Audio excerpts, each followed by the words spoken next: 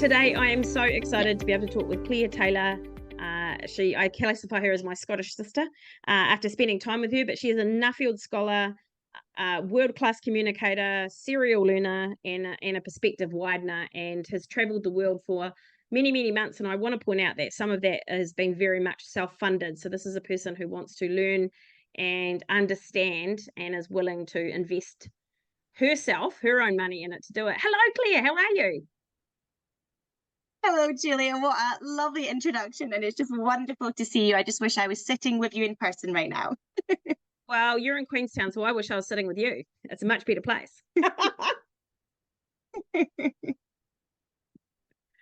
So, Claire, can you talk us through, so you've got an incredible background. Can you just give us a bit of an introduction into who are you and what's your background and what drove you to travel the world? So I come from a place called Ayrshire in Scotland. And my family have belted Galloway cattle. I come from a family who are vets and scientists. And I didn't really, well, I grew up with a love for farming, but it wasn't really what I envisaged for me from a work perspective. I pursued politics and international relations, and quite a few years later, I was working in the media at the BBC and loved my work, loved working in news and elections. But we had a major vote in the UK. We had Brexit, so we voted to leave the European Union. And I saw the huge impact it was going to have on agriculture. And at the time, the BBC weren't really shifting a focus towards farming. And I decided to leave and become a farming journalist at the age of 25. Completely new to it, really baptism of fire, learning so much farming terminology. But from there, have spent the last 6-7 years working in agriculture, falling in love with the people, the stories, really loving becoming a communicator. And during that, I was very lucky to be awarded Nuffield Farming Scholarship. And like you said in your intro, I've spent around 8 months traveling around the world over the last 12 months, trying to understand how farming narratives are changing, how it's reacting to some of the scrutiny being placed on that, where the policy is moving, and just looking at how do we have better dialogue and collaborative communication about the future of agriculture. So that brings me to where I am here in Queenstown, 8 months of travel, and I'm beginning to get to the end of my travels, Julia. Oh, wow. And so 8 months, mind-blowing stuff. And I was very lucky that you actually traveled to me. So thank you for your time there. I love you. I love you. You're amazing. Out of all that travel, is there any kind of main themes or main differences that you found that sort of determine success? That determines success. Well, what's interesting for me is obviously I really value the power of storytelling. And over the last few years, it has worried me that I don't think agriculture is great at telling its story. Sometimes they allow other people to tell their story for them, and that's really resulted in lots of disgruntlement within farming, and everybody sort of thinks that everyone is against farming, and it's something I've come up against a lot. And I guess you ask about success. And for me, it's about if we can get better at telling our story and communicating, and farmers the authentic advert for themselves to do that. So that's where I think the success is going to come from, is recognizing and valuing farming themselves and being able to better share the stories through so many different ways. So not just social media. Everyone thinks they've got to be a social media influencer to be a communicator. That's not true. So I think it's about actually seeing the opportunity that exists and really being proud about what we do. So that's something, I see as a real opportunity for success. And was there any kind of main frustrations that you picked up as you were traveling around, or any kind of, is there any reason why some of our farmers around the world are a bit lost in this whole storytelling thing? Yeah, one of my biggest frustrations, and it's really become a huge frustration for me, is this tall poppy syndrome. It's a new term for me. The concept of it isn't new. So this idea that you have those outliers or those individuals that are really driving success or change, and you have a group around them or a community or an organization that pulls them down. And I'm seeing it everywhere. Everywhere I travel, I saw it in the UK. I just didn't know the term we were using. I've seen it in various parts of the world, a lot here in New Zealand. and in Australia. And it's deeply frustrated me because in any aspect of any business, whether it's in agriculture, whether it's in health, whether it's in education, you've got to have those individuals who are really grabbing the future and the change that is required as we advance. And I think agriculture can be really guilty because we tend to come from a mindset of we farmed this way for generations. Change can be scary. And I think naturally we're not business averse, we're risk averse. And I understand that, but really we can't afford to be. So really often what people do is they pull down those that are going against the grain. And I guess the big thing for me traveling around has been calling that out and actually telling people we have to actually start celebrating and supporting one another, because I've just come back from Australia and I met some absolutely amazing individuals who just have this big long-term vision of change and really just bringing people along with that change. And you'll get a few very, very powerful individuals who are dragging them back, and they're not. And what you're seeing is you don't have the public supporters out there. So you don't have people really running to their defense and supporting them for really being that champion and really being that outlier to call out that change. And that's something that's deeply frustrated me, is not only is the calling people out, is not actually putting your head above the sand and supporting those that are brave enough to embrace change. And when you think about it, it doesn't matter if you don't agree with, whatever innovation they are using, and it doesn't matter if you would never do it, you can still celebrate it. You don't have to 100% agree and want to do it yourself to be a supporter. Yeah, and a good example for me, so I said I come from a beef farm in Scotland. We're grass-fed, belted Galloways, extensive production system. Is probably to the public, it's seen as, great endorsement, this sort of emotional idea of how we raise our cattle. And then you compare that to a feedlot and this idea of intensity, grain-fed, and often people can have quite negative attachments to that. So and why I'm bringing up this example is I've been made it a real point to go to feedlots because I'm fascinated by them. I'm fascinated by how they're telling their story and the narrative. And actually, for me, it's quite interesting, actually, for me, I might be someone that advocates for grass-fed beef, but I totally recognize the innovation and the brilliance of some of these feedlots are doing and what they can contribute in terms of paving a future for sustainability at scale, which we can roll out commercially.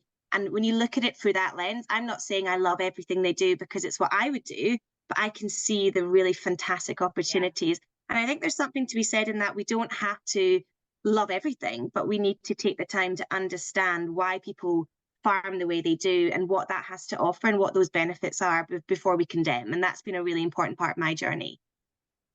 Now, I know that you also write articles, so you're writing articles for papers.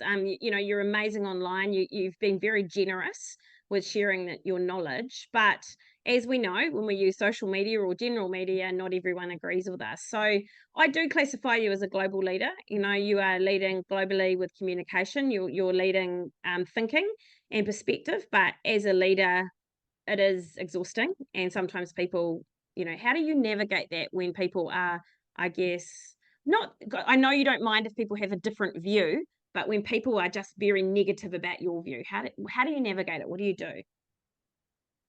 Well, it's been a journey, Julia, because when I started out as an opinion writer, and that was probably about 3 years now, that I moved away from just reporting news and facts to really sharing my opinion. And the minute you do that, you're vulnerable. You're vulnerable to other people tearing apart what you have to say. And when you do that in an online space, people can be particularly cruel. So when I started, I'm quite a strong person, but I'm very emotional. And I really let it affect me. I let it affect my mental health. I would spend hours reading over Twitter comments online, and people would send me really horrible images about their ideas of what would happen in the dairy industry and how could I be championing and advocating for a sector which is, is so abhorrent. And it used to really, really affect me. But now I've moved to a space in the last 3 years where I accept there's always going to be criticism. There's always going to be people that will drag you down and pull apart everything that you do. It's how you choose to respond. That's the only thing you can control. So for me, how I've done that is first of all, I had a really wise New Zealand dairy farmer once say to me, "If am I allowed to swear, Julia?" Well, Yeah. Go wild. I do. he said to me, he said, "Why do we, as individuals, when we're reading comments online, why do we choose to stand in dog shit as opposed to step around it? We are actively choosing that negative space when we could just maneuver ourselves around it." And it's such a simple thing that he said to me, and it's really, really resonated. His name was Mark Gascoigne, and it's really resonated with me because I put a post up and I have 20 comments, and probably 18 of those are huge support. Two of them are tearing me apart, and I focus on the two. I used to focus on the two. So now I've taken his advice and thought, if we actually look at it, I've got the majority in my corner supporting me. Those two comments, I'm not going to let them affect me. The other thing that I do, it's about having community around you that support you. And that's a really, really important thing. And I know I touched on earlier this idea of not having those public supporters. I think that's really important, that you have other people that not jump to defend you, not necessarily that, but really build you up and remind you what you're doing is good and that you're on the right journey. So Julia, you've been a massive supporter with me on that. When people are critical, you've reinforced to me what I'm doing is valuable and I should be continuing and be positive. So I think surrounding yourself by people that believe in what you're doing and are your cheerleaders, that's really, really important. And it's choosing to focus on the good and not just get dwelled on the negative. And I think that's also something that's really common in agriculture. We tend to be, and as humans, we're drawn to that negativity. As people reading, I'm a journalist, people are drawn to negative headlines, salacious headlines. We all want to see the gory, the miserable, which is such a shame that we're not in a space to embrace positive. So it's sort of about reframing your own mindset to see the good in something, that and to again build that community around you and allow them to really support you. That's important. Yeah, one thing I really love about you, and you wouldn't share this yourself, but is, when you've traveled around, and you know what, the agriculture sector kind of a little bit small, and people will say things like, "Oh, I wouldn't talk to her. Oh, I wouldn't talk to him," because but what I love is you made your own view. You, even if people said, "Oh, so and so might not be worth talking to," or whatever, you're strong enough to understand that you need to make your own view on something, and everyone has something to offer. So even if it's a terrible person, I'm sure you haven't come across any, but even if it's a terrible person, you will learn something. There'll be something that you pick up. And I think that, is that how you've always been? Like, do you make a conscious effort to just kind of make sure you touch all different aspects of a sector? Oh, it's funny, the question they're asking me, that's how it's always been. And I actually take that back to my upbringing with my family, because my mum and dad come from totally different worlds, different backgrounds, socially, education, everything. And they have always valued and placed such strong value on people from all walks of life and backgrounds, and the importance of respecting everybody. That's been a really deep value that's been instilled in me from two wonderful parents. And then when I worked at the BBC, my role at the BBC, which actually really feeds into my work in a wonderful way, was about it was producing audience debates for election programs. And I had to bring in all different political parties, all different ways of thinking, ideas, issues. And I had to balance those audiences to make sure that everyone's views are represented. So for many years, I worked at the BBC. I saw the real importance of bringing together those opinions and providing a platform for constructive debate. I love Yeah. debate, and I think we're moving away from being able to debate now in society. And I think it's so important. And now, fast forward again another 5 or 6 years, when I travel, I learn more from people that don't think like me. And why would I want to just speak to people who think like me? I love being around people that, like you and I, Julia, we get on so Yeah. well. I think we are unbelievably similar. So I learn so much from you. 100. And when Yep. I'm around you, it reinforces my values and what I care about. But then when I meet someone who is dissimilar to you and I, it forces me to think in a way that I might not have thought before. And that's really important to me. So it's like animal activists, for example. I want to sit down and understand how they construct an argument, how they get the ear of government. Why are they so good at what they do? Because we can all learn from that. And ultimately, so many people, when you strip it back to what we care about as individuals, there's always commonality. There's always that ground you can find that brings everyone together. And that's how you can have those conversations where people strip back their biases and they leave their disgruntlement by the door. And that's what I was doing in New Zealand. That's what I've done every country I've been to. I've tried to bring people back to what binds us together and what do we care about. And you tend to find there's a lot more unity than there is polarization. It's just sometimes I've got to weed through quite a lot to get to it. How do you think, I mean, I love that point around debating, because I think what we've got into now, what I observe is personal attacks. So instead of debating a subject, we debate whether or not you're good and I'm bad. So we've got kind of quite polarized and extreme. How do we get that debate back? Have you had any thought around what that looks like? How do we bring it in agriculture? We don't, how do you think we can improve?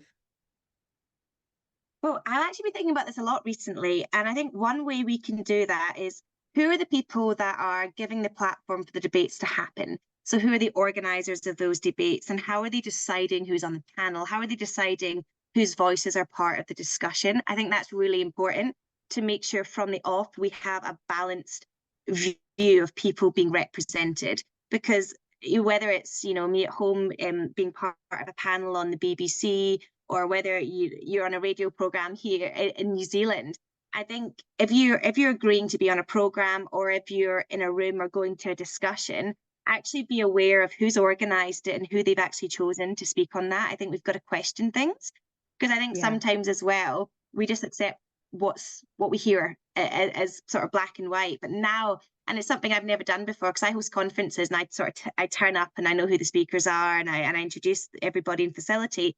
But now I say, before I even get to that stage, what are we trying to achieve by having this debate, and why have you chosen these people to speak, and what is the intention of what we're doing here? I think you've got to ask more questions about it and not just accept. I think we've all got to become more curious and to not accept what's given to us. I don't know if that's a bit of a wishy-washy answer, Julia, but I think we just can't accept what's always presented to us anymore. We've got to actually learn to question and to dig a little bit deeper into things. There's nothing wishy-washy about that. You know, I believe we have become a little bit complacent in how we consume information, maybe even a little bit lazy. So instead of, as you say, questioning and going, I wonder why they think that, or could there be a different perspective, we go straight to, oh well, Barry said it must be right. Barry said that, you know, the world's flat, so the world's flat, and we just shut it down. We shut down any other possible conversations or any other views. That's extremely insightful. Yeah, but it's hard because we often don't have time, do we? And it's a bit like we say to people, we've got to be more mindful about our choices in the supermarket, but really you're weighing it up against all the other considerations that someone has to think about. So really, is it on us? And you and I've talked about this before, about this idea of that guilt that we feel as consumers constantly. We're exhausted by this guilt. Yeah. Whereas if we actually, who are the people who are putting the choices in front of us? They're the people that we need to be carrying more of the weight in this. So the people organizing the debate, they are the ones who need to take the responsibility, because we do not all have time to do that. You know, we are busy, we are exhausted. Farmers are exhausted. You know, they're working so hard. They don't have time to question everything. So it's understandable often why they might think a certain way. So it's more about the responsibility on those who are actually giving us the choices. They're the ones we need to target. Yeah, that's a very good point, actually. And I think also probably getting different voices. You know, it's I think I personally feel very privileged that I get a platform, but I try my hardest. I don't know, this might be different views, not to take that for granted or misuse, because I don't think it's about just hearing the same people saying the same things over and over. I think we've got to bring different people into the conversation. And you're saying that, I think I just love it. The first time I met you, Julia, was I saw you speaking in New Zealand at one of my Nuffield farming conferences.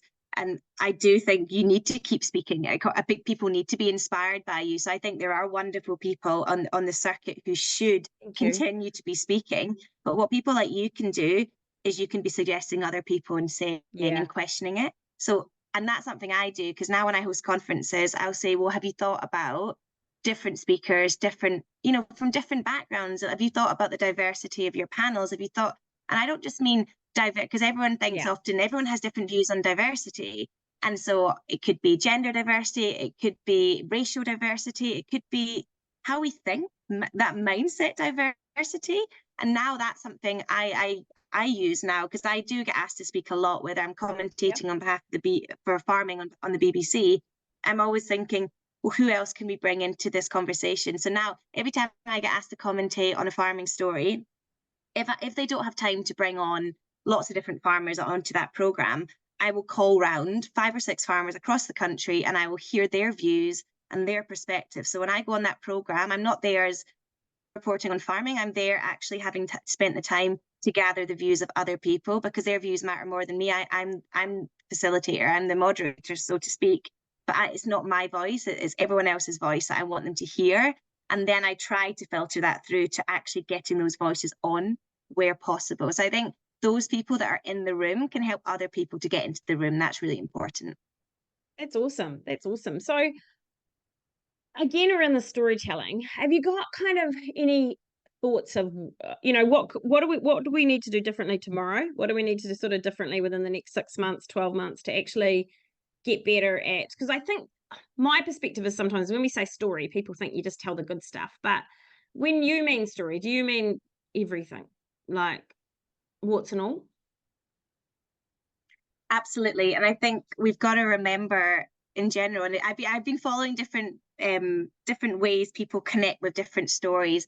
And the thing that brings everybody on board is that really humanizing element of a story. People want to know the warts and alls, as you put it. People want to know what makes us happy, what makes us sad.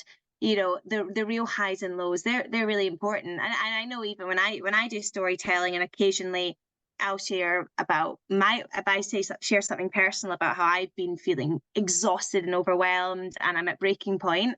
I sometimes get the most engagement on those posts because people Yeah. see commonality in that, because they think, well, I'm struggling too and I can relate, and then they open up. So I think sometimes when you expose a part of your story which other people are going through, that is where you're going to have the biggest impact and reach on people. And your first question was about what can we do for Yeah. storytelling now and in 6 months and 12 months. I think the really important thing everybody has to think about first is, what do they want? Why do they do what they do, and why do they care? I think that's the most important thing. So whenever because I do a little bit of coaching on storytelling, and I always ask people about, what's your why? Because when you really know your why, everything else will come in around that, and people can become part of that journey and support and love what you do.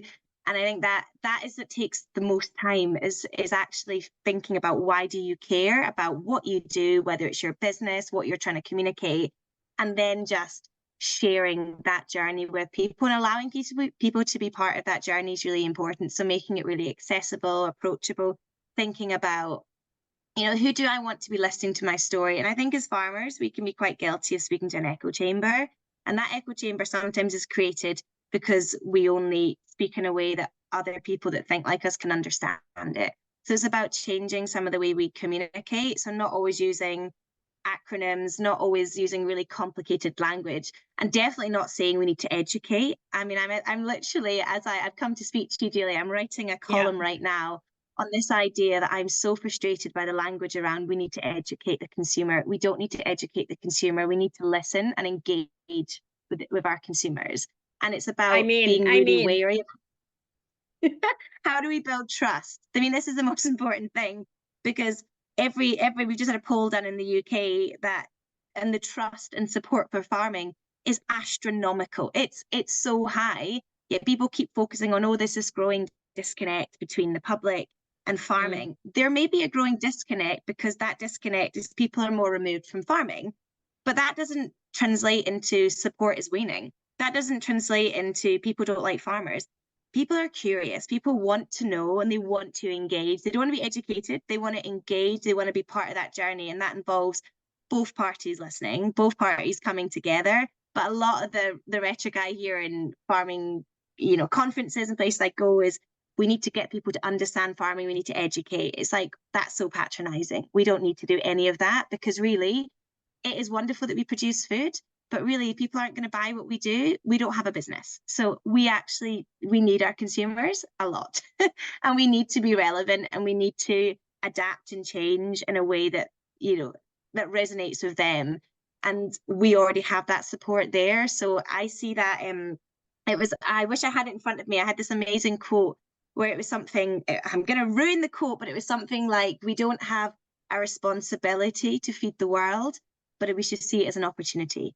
And I love that, because there's a lot of these, and I'm not bringing down these campaigns, Julia, but saying how, without farmers, there's no food. And I actually don't like these. I don't like these campaigns, because we shouldn't see it as that. Just see it as an amazing opportunity and approach it in a very different way. So I'm always a bit skeptical about some of these. We should all get behind, and we should get behind farmers, but I don't think some of these campaigns, to me, are where we should be moving with our communication. Yeah, and I mean, what I've heard you say is, in the first part was, if we just demonstrated some vulnerability, we will get trust. But by telling people that you don't like us, you're bad people, and you won't ever be able to eat if I don't grow food, is not a vulnerable place. That's a very combative place. And I think, look, same in New Zealand, we have so many statistics around from all our industry bodies that show the public are very much on board with and support farmers. Like, I think the numbers are higher than they've ever been. And as you said so beautifully, it's about the fact that we don't go to Uncle's farm on the weekend anymore. So I just don't know. I don't understand, with yourself, like with feedlots, I get a bit of an allergic reaction. But when I talk to my friends who have been vets there, they're like, super happy animals, healthiest animals you will ever see. They don't necessarily, they're not sitting there trying to find a gate so they can go for a big wander. They're actually really happy. And so, I mean, again, they're not doing surveys on them, but you know what I mean? Like, I think sometimes if we're not able to be vulnerable, it's very hard for people to hear us, because we're not listening, we're just yelling. Totally. And I think the vulnerability thing is really important as well, because farming traditionally, farmers have had to be quite tough. I mean, there's this stereotype, isn't there, about farmers, they work so hard in difficult conditions. I mean, I've just been in Australia speaking to farmers who, lost hundreds of animals in the drought a few years ago. And you just think the toughness and the resilience that is needed to go through something like that. And often that translates into, I need to be strong for my family. I need to keep everything together. But actually admitting that it's shit, and that it's you, and just actually saying things are really hard, because everyone around you also is really struggling. And that vulnerability creates a community as well, because people want to support and reach out. And then it's just such a healthier way to be. And I do so much work within the mental health space. I've been doing so many campaigns back in the UK, and everywhere that I've traveled around the world. And I remember Zimbabwe, there was a lot of conversations about mental health there. And again, that the Zimbabwean farmer mindset is tough. It's resilient because of what they have gone through since the land reform. But actually, because that vulnerability, they're struggling to find the vulnerability. People aren't talking, they're not communicating, and the suicide rates are really high. And I know they are everywhere in farming, but often when that conversation is allowed to kind of steep into the vulnerability, that's when you see progress, and people, can open up more, and it just builds stronger resilience in a different way. I know that's slightly off point when you're talking about vulnerability there, but I just think it feeds into so many things. But I think mental health is it's just such an important conversation. Yeah, I agree. I guess I'll go back to that vulnerability, which I think you just covered off beautifully. But I guess when I hear someone say, I'm afraid that I won't be able to farm, is very different to everyone hates us and we're never going to, no one can farm in the future. And you hear two very different things there. So one, you hear an angry person not thinking about opportunity, and the other one, you hear an emotion that is fear, that you empathize with and you want to support. And I think it worries me sometimes that we forget the emotion as to what's driving that conversation. And the mental health thing worries me too, in the sense that, and I might have that all wrong here, but do you think we have stopped people understanding their own responsibility for their mental health? Like, if you work as a police officer and it becomes overwhelming and you can't do it anymore, then you're going to have to quit. And so in farming, and I know that it's people's homes and it's people's livelihoods and it's people's what they've always done, but I do wonder at some point, for some, whatever the future of farming is might not fit them. And how do we support completely. them, and thank them for their beautiful contribution, but now is for their own well-being, this might not be the right sector for them, or owning the farm might not be the right thing, or I know, am I being harsh? Does that mean it's I don't think I don't think you're being harsh at all. And I think there's inordinate pressure on farming families to continue farming, and in sometimes in situations where it's unfarmable. And it's so difficult. And this is where, I mean, I've met so many farmers over the years that have tried to make something work, and they've sunk into deep depression, they've lost members to suicide because they've done everything in their power to keep the farm going, when really we've got to remind ourselves that the farm doesn't matter as much as them as an individual and their family and their kids and their grandparents. They matter so much more than the farm, but often people lose sight of that because they're so consumed by this legacy that they're trying to protect and to take forward. And it's having the bravery. And I guess that's where it comes down to seeing other farmers who have made that choice to step away from the farm, and it has really helped them to come forward and share their story, and to give people not the permission, but almost like that, okay, well, they've done it and they're an amazing farmer we all respect, maybe I can do that too. And that's often, that comes back into storytelling, the vulnerability. People need to see that. And I remember I interviewed a string of farmers in the UK, a couple of dairy farmers who'd gone through some really challenging things, and they'd moved away from farming. And I shared some of their stories. And the guy, this particular farmer, I mean, we were on the phone in tears together for weeks trying to capture his story, because we wanted to do it delicately, because we knew it would really impact people reading it. And I remember I didn't meet the farmer at the time because it was COVID, but I was still, speaking to him a lot, and he'd call me when he was reflecting on how he'd sold the farm, and he was still getting up at 4 a.m. as if he was milking, but he was no longer milking, and that journey and how he processed it. And he met me at a conference around mental health, actually, a few years later. And I remember he came up and just hugged me and started crying.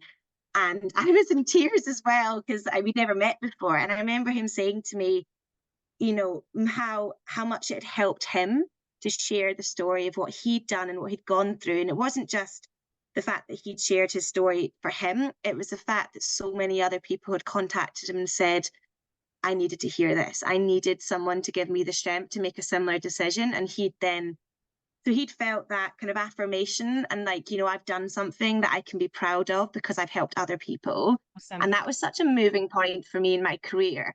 And not just my career, but just that the power of storytelling and around the mental health space, and how people sometimes need to hear examples so they can follow that. And that's where I think could be really important. If there are people here in New Zealand who are really struggling, we need to look for those people that have taken that jump already, and to really show people that it's okay to do that, and that there is a positive future out of that. We can be proud of that decision, and there's ways to do that. And I do think storytelling can be a good way to do that. Yeah, I agree. I know there was a couple of people that left farm, or they didn't even leave farming, to be honest. They just sold their farms and ended up with a lifestyle block of some kind, and working on farms. And it was sad because people were like, this is what that regulation's done, or this is what the bank's done, or this is, and like, when you talk to them individually, they were like, no, this is a decision we made. We always said that we would be out of farming by X, or we would, this fits with our goals. And it's really sad when others, and you started by saying this, don't allow others to own your narrative. And I think what we do at times is we allow someone else to own that story, and it's not theirs to tell. The only real story is the one that comes from the people who made the decision. Yeah, and there's far too many people telling other people's stories out there. And I'm saying that as a journalist, that sounds very hypocritical, because I do tell people's story, but I'm actively encouraging other people to control their narrative. You get permission to tell those stories. That's the difference, And that consent's really important. And that, for me, because journalism is a very difficult sphere to work into, Julia, because people have a very negative association of journalism often, and can be quite critical. And I've been very lucky as a farming journalist. People have always said, we really love how you use your journalism. But if we look at journalism more widely, there's a lot of negatives attached to that. But I make it a real thing for me to build that trust and take it as a responsibility. When that article goes out, what is the impact on that person, of others reading that? How are they going to respond? And you talked about earlier about how I cope with criticism. I'm aware if I put a story out of a farmer, they could receive criticism on the basis of my story. So that whole process is a continual discussion around consent and are they comfortable with what we're doing. And that's why when I've been traveling around the world, I've been looking at case examples of where someone is potentially a story has been written by a journalist about them, where they've hidden away from something, they put their head in the sand and something has come out to really bite them and ruin their reputation. And then also they've then hated journalism as a result of that. But then I've been sort of understanding from some of this, well, if you can get ahead of that and set the narrative yourself and be really transparent and open and have a good dialogue, it can just completely change the narrative altogether. But it's getting people to feel that they can move into that space of trust is really, really challenging. And that's something that I'm going to have to think about how I look at moving forward at the end of my research as well, is getting people to be less risk averse and feel comfortable with actually taking those steps forward, because it is hard.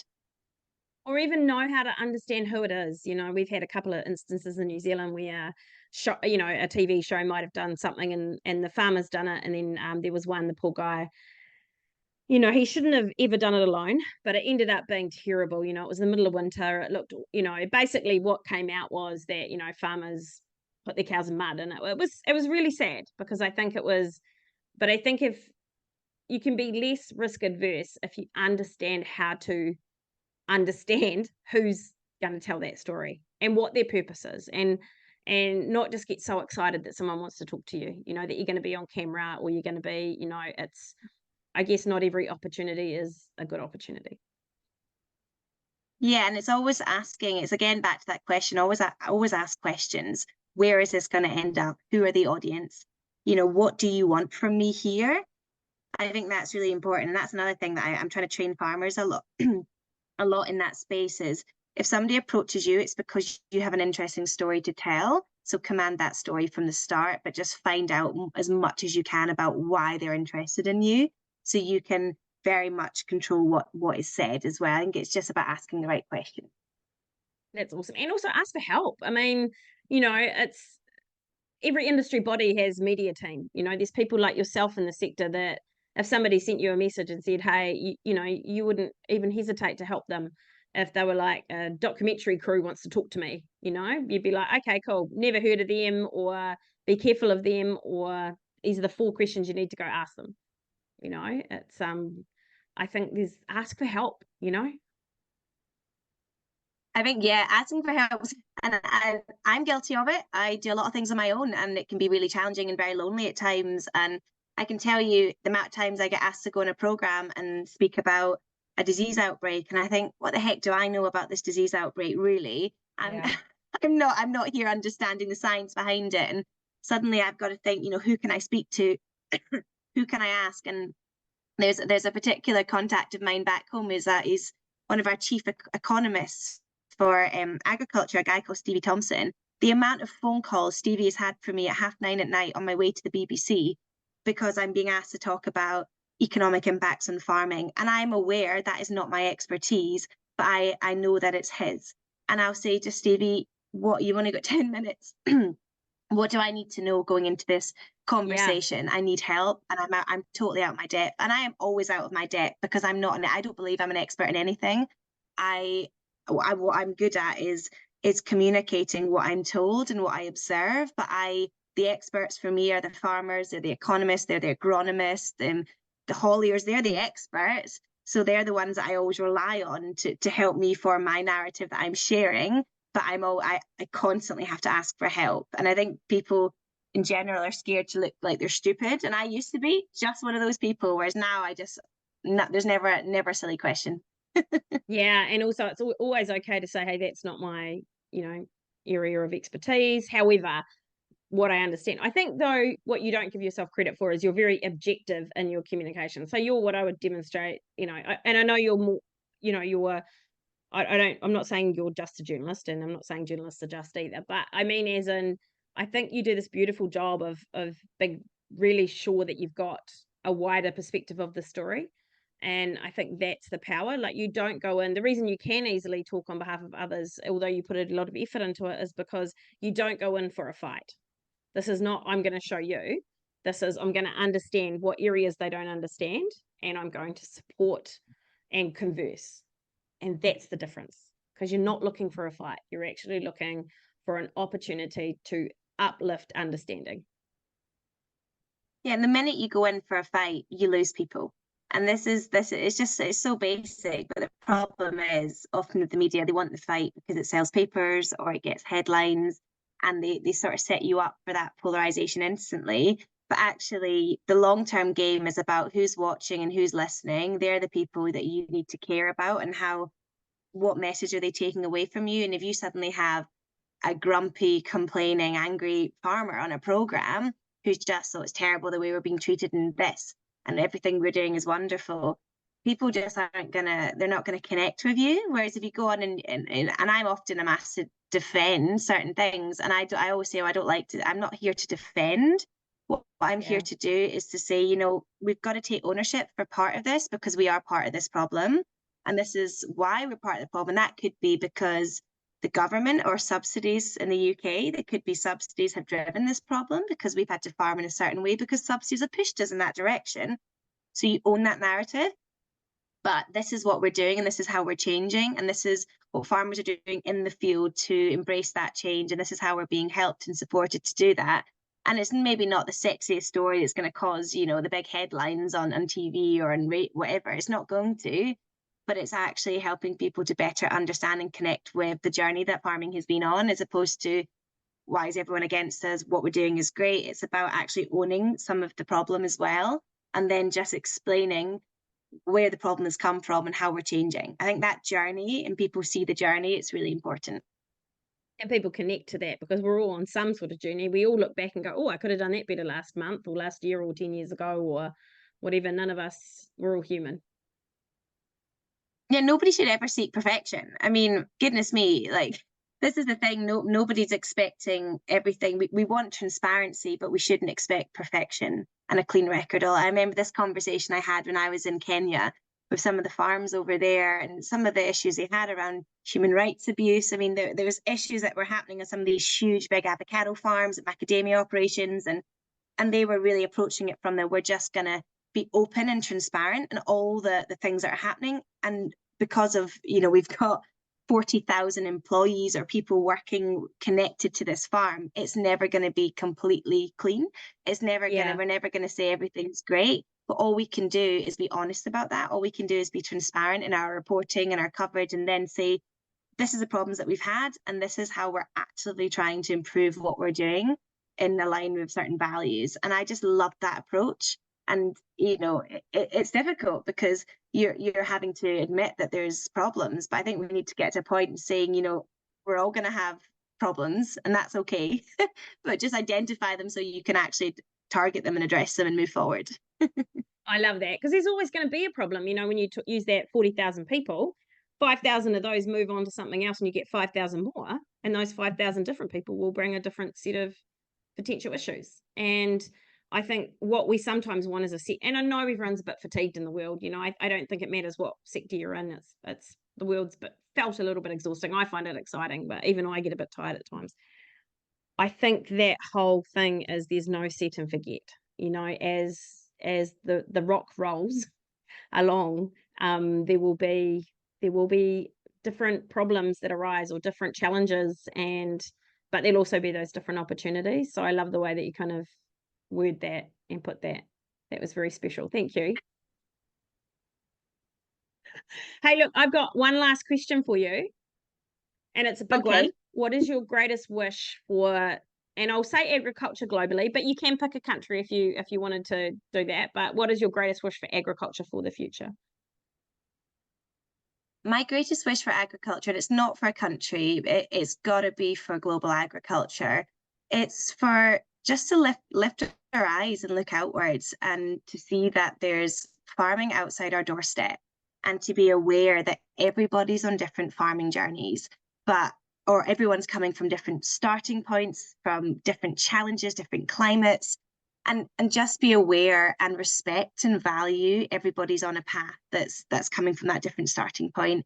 Because ultimately, I think agriculture is moving in the same direction. We all understand the importance of farming more sustainably. So that's not just for the environment, but to make sure that we're making money, make sure we're supporting our communities. I think there's so many lenses as part of that. I think every country in the world is on a path in some shape, but not everybody's is at the same stage of that journey, and just being mindful and respectful of that. So, I mean, I've been a bit long-winded in that, Julia, but so basically I think it's about how can we not judge everybody by our own standards and by our own expectations, but be aware that we're all on the same path, we're all on the same train at different stages, and just accepting that we're all going to get there. But to do that, we need to be more collaborative and respectful and have these meaningful and positive dialogues, and not constantly operate in our silos and that siloed way of thinking, because it's not good for the future of agriculture to be pitting ourselves against one another.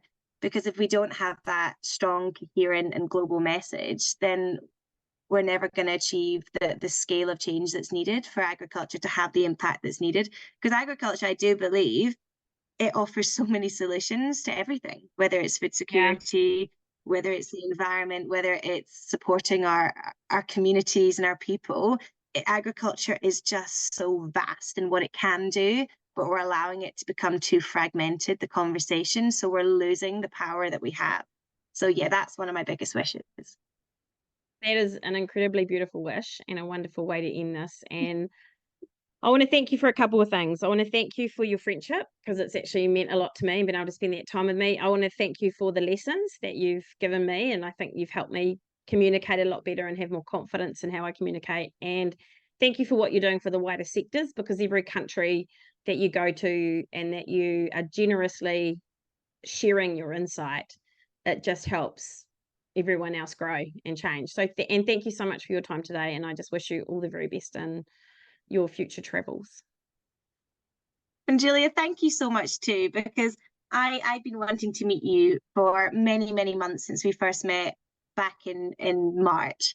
And it was just such an honor to spend time in your company. And actually, for me, what really matters is the time you spend with people, because I can go to farms, and I have been to farms all over the world, but like the time I spent with you that weekend, I was at a really low point as well in my travels, because I was struggling with exhaustion, and just to be around someone who just filled up my energy and saw big thinking and vision, and just also the power of laughter. And I'm being cringy, but it just is real therapy as well. So you've been a massive supporter on my journey throughout my Nuffield and just generally. So I've really valued your perspectives and your knowledge and your kindness and love as well. So thank you for that. And to everybody who's been amazing at connecting me to other people and just supporting what I'm doing, because even I'm a bit confused as to where I'm going next, but everyone keeps saying, you've got this great future, and I'm still trying to figure out what it is fully. But I know I've got the community there supporting me that I can fall on, and I'm really grateful for that. So thank you so much.